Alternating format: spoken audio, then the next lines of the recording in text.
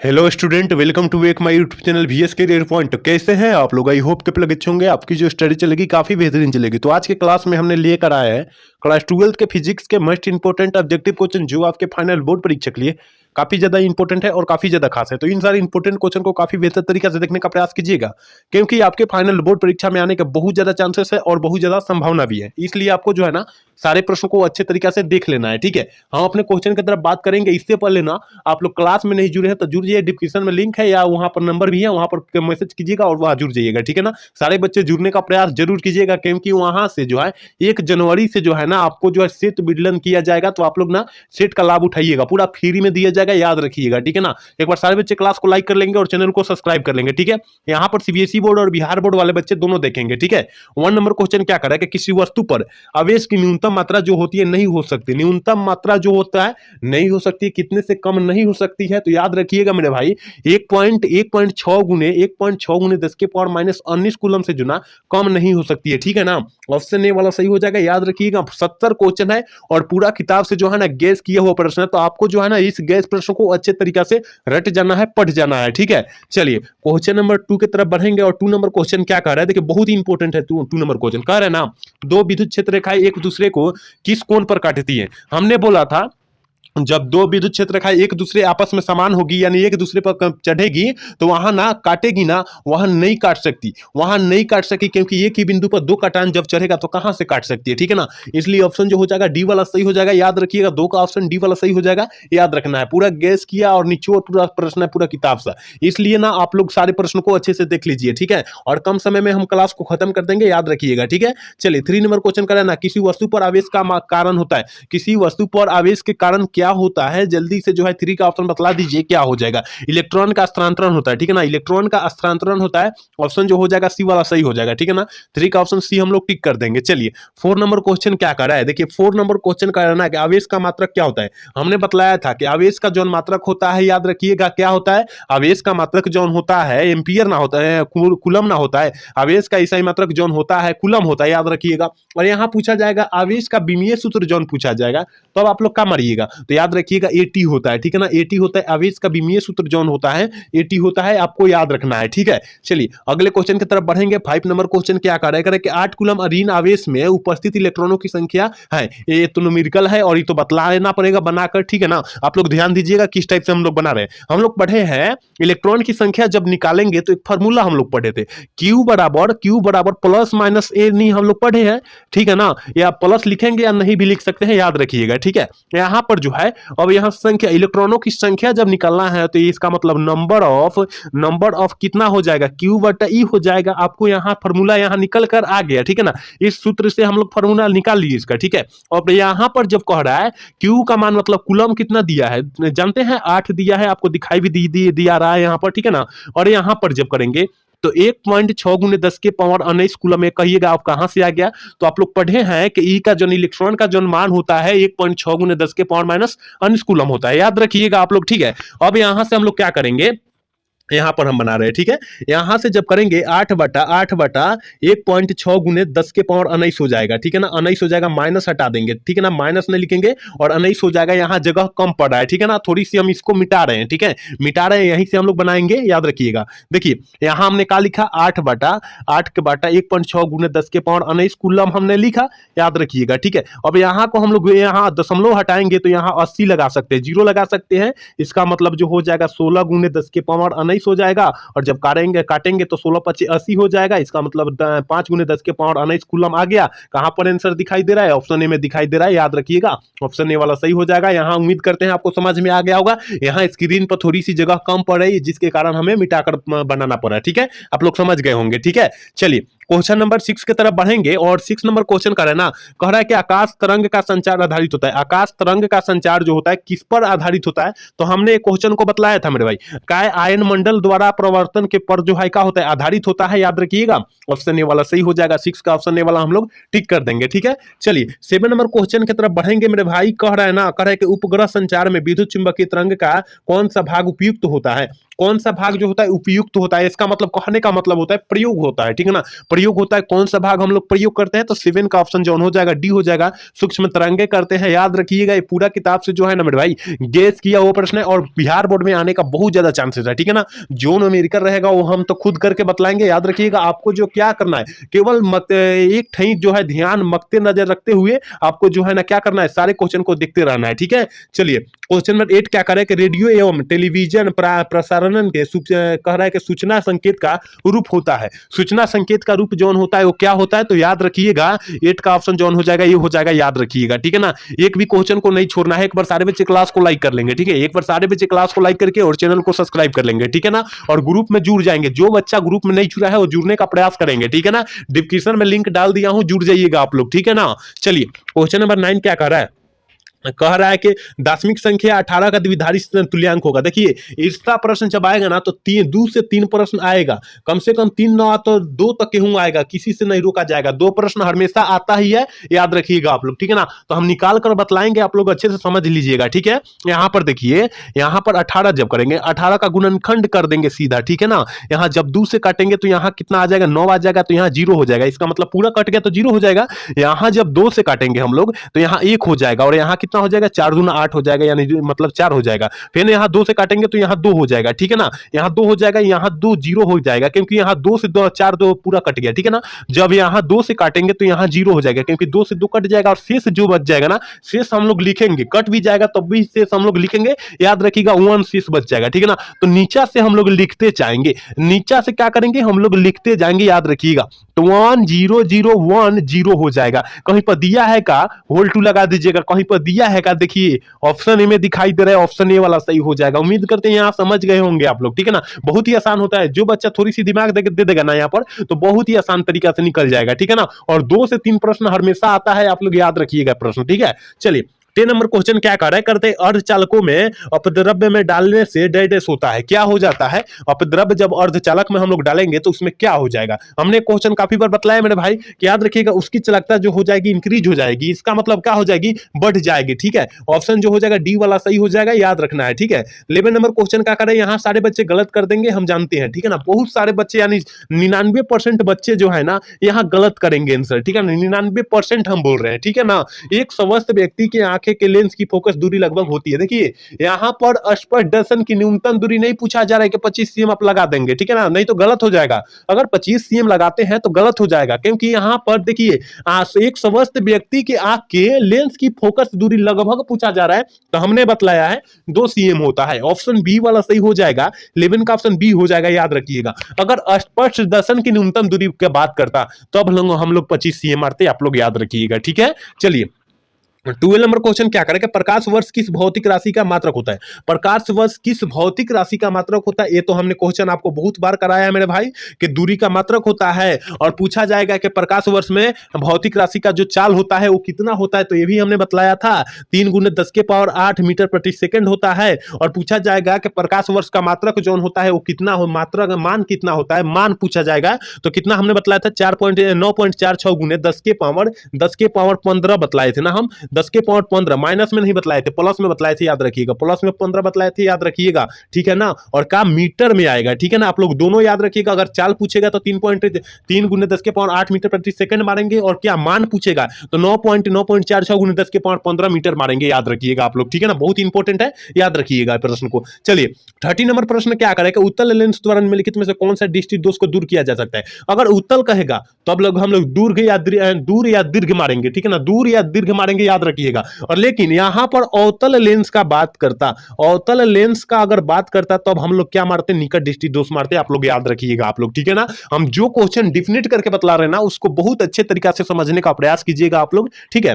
चलिए question number 14 क्या करेगा, प्रकाश के रंग के कारण होता है, क्या होता है, इसकी आवृत्ति होती है। ऑप्शन ए वाला सही हो जाएगा, याद रखिएगा। कम समय में हम लोग क्लास को खत्म करेंगे यार, ठीक है। चलिए क्वेश्चन नंबर 15 क्या करेगा, सामान्य संयोजन के खगोलीय दूरदर्शी की जो दूरदर्शक की नली जो होती है उसकी लंबाई पूछा जा रहा है, तो क्या होता है, 0 प्लस एफ ही होता है। ऑप्शन जो हो जाएगा डी वाला सही हो जाएगा। 15 का ऑप्शन डी वाला हम लोग सही कर देंगे, ठीक है। चलिए 60 नंबर क्वेश्चन क्या कर रहा है कि जैसे जैसे द्रव्यमान संख्या बढ़ती है वैसे उसी के साथ साथ निम्नलिखित में से नाभिकों से संबंधित किस राशि का परिवर्तन जो होता है नहीं होता है, किस राशि का परिवर्तन नहीं होता है। और आपके फाइनल बोर्ड परीक्षा के लिए बहुत ज्यादा इंपॉर्टेंट है मेरे भाई, याद रखिएगा, घनत्व का परिवर्तन नहीं होता है। ऑप्शन सी वाला सही कर देंगे हम लोग, ठीक है। चलिए 17 नंबर क्वेश्चन का है ना, आइंस्टीन का द्रव्यमान ऊर्जा समतुल्य संबंध है, किससे संबंधित होता है। आइंस्टीन जो नियम दिया था, एक फार्मूला दिया था, ई बराबर mc² दिया था। ऑप्शन ए वाला नहीं हो जाएगा सही, याद रखिएगा, पूरा गैस किया वो प्रश्न याद रखना है और एक भी प्रश्न छोड़ना नहीं है, ठीक है ना। यहाँ पर सीबीएसई बोर्ड और बिहार बोर्ड वाले दोनों बच्चे अवेलेबल क्वेश्चन को देखेंगे, ठीक है। करे परमाणु के भीतर धनावेशी सूक्ष्म भाग को क्या कहते हैं, मतलब परमाणु के भीतर, और कहा रहा है कि सूक्ष्मदर्शी भाग को, सूक्ष्म भाग को हम लोग क्या कहते हैं, तो हमने बतलाया था नाभिक कहते हैं। मान लीजिए कि सुख क्या हो जाएगा, परमाणु हो जाएगा, इस तरह परमाणु होता है, ठीक है ना। और इसके सूक्ष्म भाग यानी बीचे वाला भाग जो होता है वो क्या होता है, तो याद रखिएगा धनावेशित होता है, लेकिन उसे हम लोग नाभिक बोलते हैं, इसे हम लोग नाभिक बोलते हैं, याद रखिएगा, ठीक है। चलिए क्वेश्चन नंबर 19 क्या करें कि परमाणु सिद्धांत किसके द्वारा दिया गया था। परमाणु सिद्धांत बोला जाएगा डाल्टन साहब के द्वारा दिया गया था, ऑप्शन बी वाला सही हो जाएगा। 19 का ऑप्शन बी टिक कर देंगे, याद रखिएगा। 20 नंबर क्वेश्चन की तरफ बढ़ेंगे मेरे भाई, कह रहे ना थॉम्सन विधि द्वारा ज्ञात किया जाता है इलेक्ट्रॉन का। थॉम्सन विधि द्वारा इलेक्ट्रॉन का हम लोग क्या करते हैं, क्या ज्ञात करते हैं, ठीक है ना। तो याद रखिएगा 20 का जो ऑप्शन हो जाएगा डी हो जाएगा। आवेश तथा द्रव्यमान का अनुपात हम लोग क्या करते हैं, ज्ञात करते हैं, ऑप्शन डी वाला सही हो जाएगा, ठीक है। चलिए 21 नंबर क्वेश्चन का प्रकाश किरण के तिरछे कोण में मुड़ने की घटना को हम लोग क्या कहते हैं, तिरछे, यानी मान लीजिए कि इस तरह जाएगा और फिर इस तरह मुड़ जाएगा, इसका मतलब तिरछा हो गया। यहाँ से यहाँ कुछ दीवाल वाल पड़ा होगा, यानी दर्पण भी पड़ सकता है, यहाँ पर शीशा भी पड़ सकता है, जिसके कारण यहाँ मुड़ गया। इस घटना को जौन हम लोग कहते हैं, हम लोग क्या कहते हैं, तो हमने विवर्तन कहते हैं, हम लोग विवर्तन कहते हैं, ऑप्शन बी वाला सही हो जाएगा, ठीक है ना 21 का। चलिए 22 नंबर क्वेश्चन क्या करें कि निम्नलिखित में से कौन सबसे उत्तम एक वर्ण प्रकाश का स्रोत है, एक वर्ण प्रकाश का स्रोत है, तो याद रखिएगा 22 का ऑप्शन डी हो जाएगा, लेजर। और लेजर का आविष्कार जो हुआ था 1960 दशक के हुआ था, ठीक है ना, 1960 के दशक में हुआ था, आप लोग याद रखिएगा। चलिए 23 नंबर क्वेश्चन करें, समान आंखें के लिए स्पर्शदर्शन की न्यूनतम दूरी, यहां हम लोग 25 cm मार देंगे, क्योंकि यहां न्यूनतम दूरी पूछा जा रहा है, याद रखिएगा, यहां हम लोग 25 cm मार देंगे, आंख मूंद कर याद रखना है, ठीक है। चलिए अगला क्वेश्चन की तरफ बढ़ते हैं। कह रहा है ना, कह रहा है कि एक सरल सूक्ष्मदर्शी से बना हुआ प्रतिबिंब होता है, एक सरल सूक्ष्मदर्शी से बना हुआ प्रतिबिंब जौन होता है मेरे भाई वो कैसा होता है, तो हमने बतलाया था काल्पनिक और सीधा होता है, याद रखिएगा, ऑप्शन ए वाला सही हो जाएगा, आपको याद रखना है, ठीक है। एक बार सारे बच्चे क्लास को लाइक कर लेंगे, ठीक है ना, क्योंकि इतना बच्चा क्लास में जुड़ रहा है और क्लास को लाइक भी नहीं करे, मजा नहीं आ रहा है, ठीक है ना, तो सारे बच्चे क्लास को लाइक कर लेंगे, ठीक है। कह रहे कि मृग मरीचिका का कारण क्या होता है, मृग मरीचिका का कारण जौन होता है वो क्या होता है, हमने बतलाया पूर्ण आंतरिक परिवर्तन होता है, ऑप्शन ए वाला सही हो जाएगा, ठीक है। चलिए क्वेश्चन नंबर 26 क्या करें, हीरा का अपवर्तनांक करीब होता है, हीरा का अपवर्तनांक जो होते हैं करीब कितना होता है, 2.42 होता है, ऑप्शन सी वाला सही हो जाएगा, आपको याद रखना है, क्योंकि सबसे कठोर धातु जौन है ना हीरा ही है, याद रखिएगा, ठीक है। चलिए क्वेश्चन नंबर 27 क्या करें, कि दो लेंस जिसकी क्षमता -15 डायऑप्टर है तथा +5 डायऑप्टर है, तो संयुक्त करने पर संयोजन की क्षमता जो फोकस दूरी हो जाएगी वो कितनी हो जाएगी। ये भी जो है न्यूमेरिकल क्वेश्चन है और ये भी हमने समझाएंगे, हम भी बहुत अच्छे से डिफिनिट करके हम आपको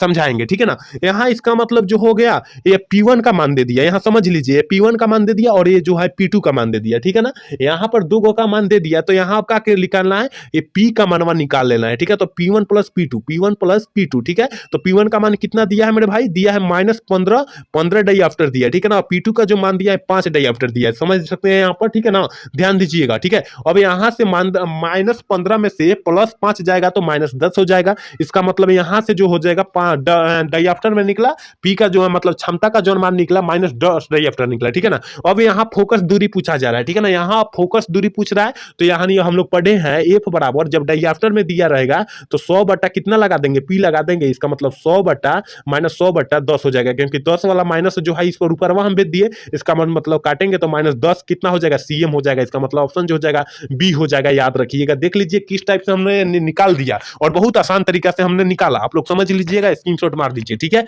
चलिए क्वेश्चन नंबर 28 क्या करें, विस्थापन द्वारा विस्थापन का धारा का मात्रक होता है, विस्थापन धारा का मात्रक क्या होता है, जल्दी से आप लोग फटाफट बतला दीजिए, ठीक है ना। तो याद रखना है विस्थापन धारा कह रहा है मेरे भाई, ठीक है ना, क्या करें, विस्थापन धारा कहेगा तो याद रखिएगा एम्पियर मारिएगा, क्योंकि धारा कोई भी धारा हो, कोई भी धारा उसका ऐसा ही मात्रक एम्पियर ही होता है, याद रखना है, ठीक है। ऑप्शन ए हो जाएगा। चलिए 29 नंबर क्वेश्चन कर रहे हैं ना, इनमें से कौन विद्युत क्षेत्र में विक्षेपित होती है? कौन जो होती है विद्युत क्षेत्र में विक्षेपित होती है? हमने बतलाया था कैथोड किरणें जो होती है विद्युत क्षेत्र में विक्षेपित होती है। ऑप्शन डी वाला सही हो जाएगा। ठीक है, एक बार सारे बच्चे क्लास को लाइक कर लेंगे। ठीक है, सारे बच्चे क्लास को लाइक कर लेंगे। कह रहा है कि एक्स किरणें की तरंगदैर्घ्य लगभग होती है, एक्स किरणें की तरंगदैर्घ्य जो होती है लगभग कितना होती है? ये तो क्वेश्चन हमने काफी बार बतलाया मेरे भाई, फटाफट कमेंट कर दीजिए कितना हो जाएगा। 1 हो जाएगा। ऑप्शन सी वाला सही हो जाएगा। ठीक है, चलिए 31 नंबर क्वेश्चन करें, आरसी का विमीय सूत्र क्या होता है? ये जो है आपके फाइनल बोर्ड परीक्षा में काफी बार पूछा भी गया है, याद रखिएगा कि आरसी का विमीय सूत्र जो होता है वो क्या होता है, तो याद रखिएगा ml0 टी होता है। ठीक है ना, टी के पावर कुछ भी नहीं रहेगा। ऑप्शन डी वाला सही हो जाएगा। ठीक है, चलिए 32 नंबर क्वेश्चन करें, अपचयी ट्रांसफार्मर में कौन सी राशि घटती है? अब अपचयी ट्रांसफार्मर जो होती है वो कौन सी राशि उसमें जो है मेरे भाई वो घट जाती है? तो ये तो हमने काफी बार बतलाया कि वोल्टेज वोल्टेज जो होगी वो घट जाएगी। ऑप्शन बी वाला सही हो जाएगा। ठीक है, चलिए क्वेश्चन नंबर 33 की तरफ बढ़ेंगे। 33 नंबर क्वेश्चन का आंतरिक ऊर्जा को विद्युत ऊर्जा में बदलने वाली यंत्र कहलाता है। अगर यहाँ पर विद्युत ऊर्जा रहता तब हम लोग क्या मोटर मारते, लेकिन यहाँ पर यांत्रिक ऊर्जा है इसलिए हम लोग डायनेमो मारेंगे यानी जनित्र मारेंगे। ऑप्शन बी वाला सही हो जाएगा। ठीक है, चलिए क्वेश्चन नंबर 34 क्या करें, प्रतिघात का ईसाई मात्रक क्या होता है? प्रतिघात का ईसाई मात्रक जौन होता है मेरे भाई वो क्या होता है? तो प्रतिघात प्रतिघात है, प्रतिरोध है, प्रतिओम है। मतलब प्रति का होता है, प्रतिघात है, प्रतिबाधा है, ये सब जो होता है ना ओम का ईसाई मात्रक होता है और ओम का संकेत इस टाइप होता है, याद रखिएगा। ठीक है, ऑप्शन ए वाला सही हो जाएगा। ठीक है, चलिए 35 नंबर क्वेश्चन का, प्रतिवर्ती धारा निम्न में से कौन सा प्रभाव प्रदर्शित करते हैं? प्रतिवर्ती धारा जौन होती है कौन सा प्रभाव को प्रदर्शित कर देती है? हमने बतलाया था उसमें प्रभाव को प्रदर्शित करेगी। ऑप्शन बी वाला सही हो जाएगा 35 का। ठीक है, आप लोग याद रखिएगा। 36 नंबर क्वेश्चन का हेनरी का मात्रक होता है, हमने बतलाया था प्रतिघात का ईसाई मात्रक जो होता है ओम होता है, प्रतिरोध का ईसाई मात्रक ओम होता है, धारिता का ईसाई मात्रक क्या होता है? एम्पियर होता है। ठीक है ना, सॉरी फैराड होता है। धारिता का ईसाई मात्रक क्या होता है? फैराड होता है। लेकिन प्रेरकत्व का ईसाई मात्रक हेनरी होता है, याद रखिएगा। प्रेरकत्व का ईसाई मात्रक हेनरी होता है। ऑप्शन बी वाला सही हो जाएगा। एक और क्वेश्चन यहाँ पर बनता है कि एक हेनरी बराबर कितना होता है? 10 के पावर 3 mH होता है। ठीक है ना, 3 mH होता है, याद रखिएगा। 10 के पावर 3 mH होता है, आप लोग अच्छे से याद रखिएगा। ठीक है, चलिए 37 नंबर क्वेश्चन का, ट्रांसफार्मर में विद्युत ऊर्जा का ऊष्मा में रूपांतरण को कहा जाता है। ट्रांसफार्मर में बोला जा रहा है। ठीक है ना, तो ट्रांसफार्मर में जो होता है विद्युत ऊर्जा का जो रूपांतरण होता है मेरे भाई याद रखिएगा वो ताम्रक्षय के द्वारा होता है और आपके फाइनल बोर्ड परीक्षा 2024 में प्रश्न पूछा भी गया है, आप लोग याद रखिएगा। ठीक है, चलिए 38 नंबर क्वेश्चन करें, क्यूरिक ताप के ऊपर लोह चुंबकीय पदार्थ हो सकते हैं। ये भी 2024 में पूछा गया है। अगर आपके पास मॉडल सेट होगा तो देख सकते हैं या 2024 वाला पेपर होगा तो देख सकते हैं। ठीक है ना, तो क्यूरिक ताप के ऊपर लोह चुंबकीय पदार्थ हो सकते हैं। क्या हो सकते हैं? अनुचुंबकीय पदार्थ हो सकते हैं।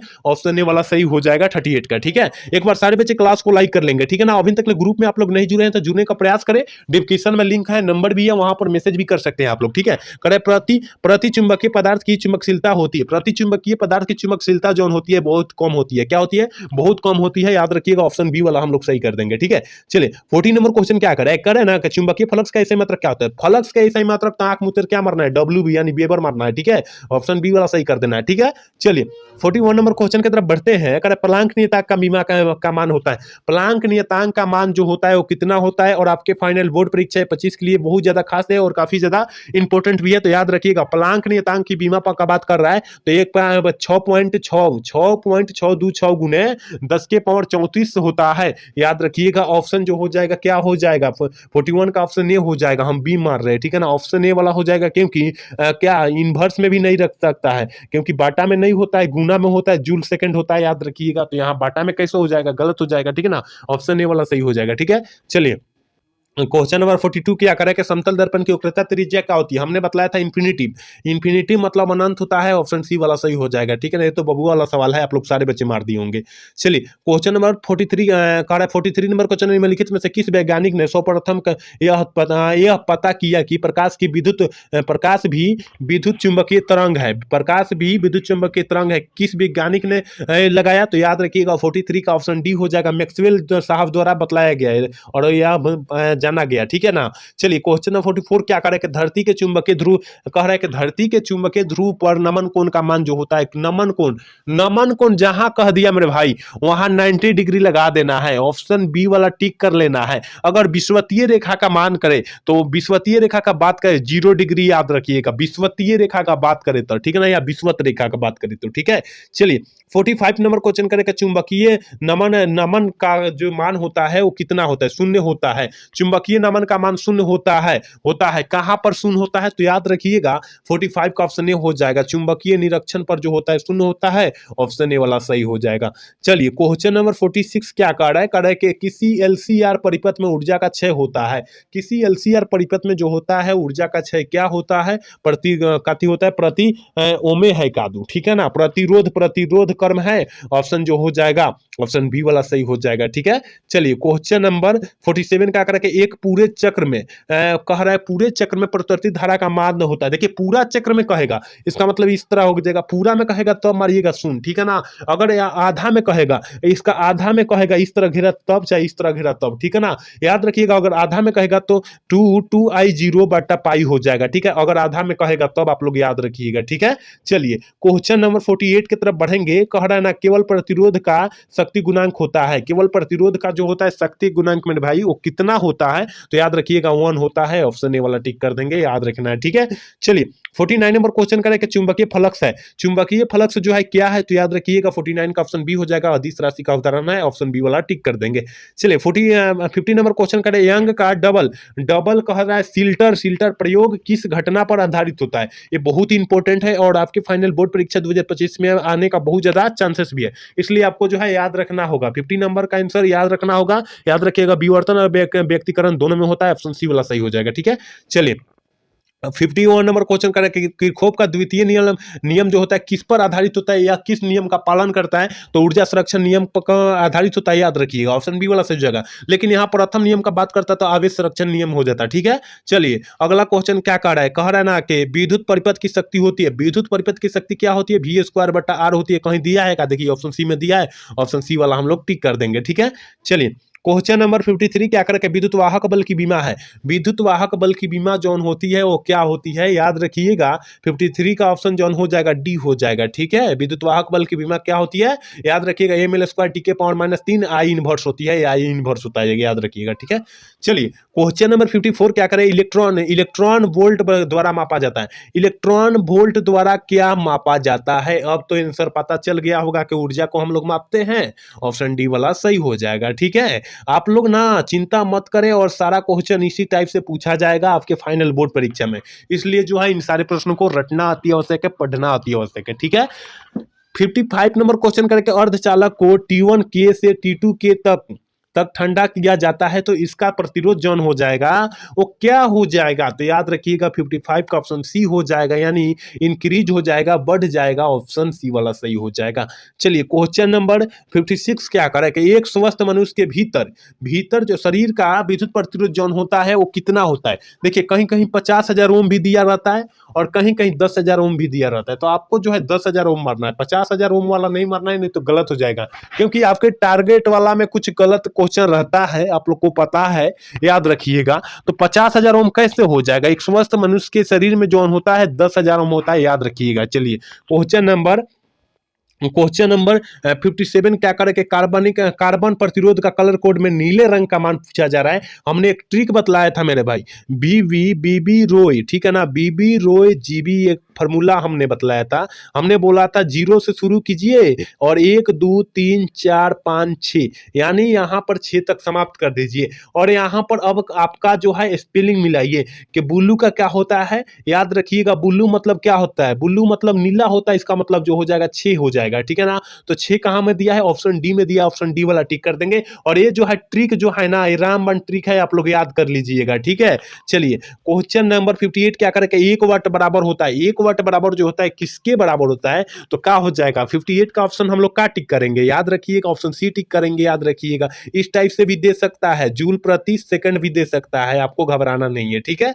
चलिए क्वेश्चन नंबर कह रहा है 59 नंबर क्वेश्चन करें निर्वात का परावैद्युतांक किस स्थिरांक होता है, निर्वात में पूछा जा रहा है, ठीक है ना, निर्वात में पूछा जा रहा है कि परावैद्युत स्थिरांक कितना होता है। तो हमने क्वेश्चन बतलाया है काफी बार कि 1 होता है, ठीक है ना, कितना होता है, 1 होता है, ऑप्शन ए वाला सही हो जाएगा, ठीक है। चलिए क्वेश्चन नंबर 60 क्या कर रहा है, कह रहा है ना कि यदि किसी खोखले गोलीय चालक को धनावेशित किया जाए तो उसके भीतर जो हो जाएगा, भीतर का विभव जो हो जाएगा वो क्या हो जाएगा, तो याद रखिएगा धनात्मक और समरूप हो जाएगा, ऑप्शन बी वाला सही हो जाएगा। ठीक है, चलिए 61 नंबर क्वेश्चन क्या है, निम्नलिखित में से किस राशि का मात्रक वोल्ट प्रति मीटर होता है, किस राशि का मात्रक वोल्ट प्रति मीटर होता है, विद्युत क्षेत्र का होता है, ऑप्शन डी वाला सही हो जाएगा। एक बार सारे बच्चे क्लास को लाइक करके और चैनल को सब्सक्राइब कर लेंगे सारे बच्चे, और ग्रुप में जुड़ जाइए, डिस्क्रिप्शन में लिंक है और वहां पर नंबर भी है, सारे बच्चे जुड़ सकते हैं। ठीक है ना, करेगा विद्युत क्षेत्र ई तथा विभव वी के बीच संबंध होता है, हमने बतलाया था कि ई बराबर जो हो जाएगा minus DV by D X हो जाएगा, डीवी बाई डी एक्स हो जाएगा, और ई बराबर डीवी बाई डी एक्स भी हो सकता है, लेकिन यहां पर तो दोनों दिया है,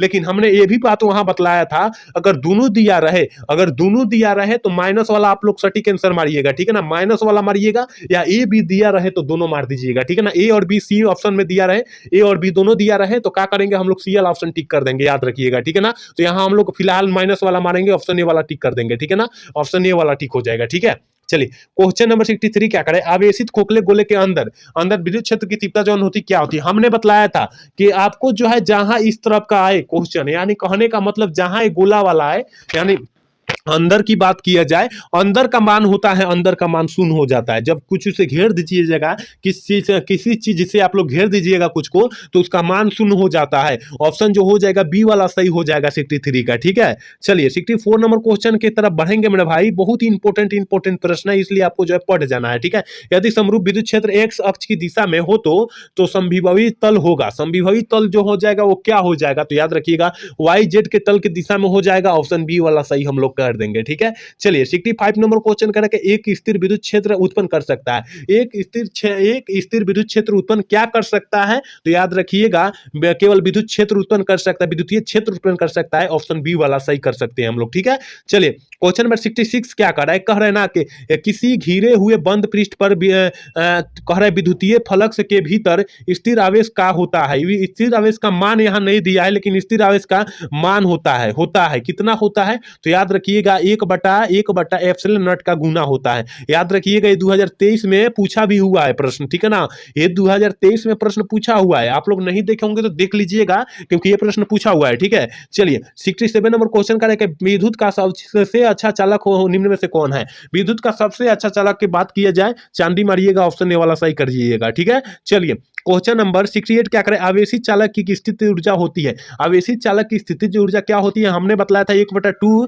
CV स्क्वायर। ठीक है ना, ऑप्शन जो हो जाएगा कहां हो जाएगा, बी हो जाएगा, बी वाला टिक कर देंगे, याद रखिएगा आप लोग। ठीक है, चलिए क्वेश्चन नंबर 69 क्या कह रहा है ना किसी अचालक पदार्थ के गोले को आवेश देने पर वह विपरीत होता है, किसके विपरीत होता है, तो याद रखिएगा इनमें से कोई नहीं। ठीक है ना, क्योंकि यह किसी को ना इसका मान जो होता है संभव नहीं होता है, इसका मान संभव नहीं होता है, जिसके कारण वह विपरीत नहीं हो सकता है। ठीक है ना, याद रखिएगा। और आज के क्लास की लास्ट क्वेश्चन यानी 70 नंबर क्वेश्चन है, आवेश का रेखीय घनत्व का मात्रक होता है, आवेश का रेखीय घनत्व का मात्रक जो होता है कूलम बटे मीटर होता है, तो कहां पर दिया है, ऑप्शन ए में दिया है, ऑप्शन ए वाला टिक कर देंगे। ठीक है ना, तो यहां हमने 70 क्वेश्चन जो है ना बहुत ही निचोड़ पूरा किताब से हमने बतलाया और पूरा गैस किया हुआ प्रश्न था, तो सारे बच्चे अगर शुरू से अंत तक देखोगे तो सारे क्वेश्चन अच्छे तरीके से समझ में आ चुका होगा। ठीक है ना, और आज का क्लास कैसा लगा, अगर अच्छा लगा होगा तो चैनल को सब्सक्राइब और लाइक करना तो भूलिएगा। जय हिंद, जय भारत।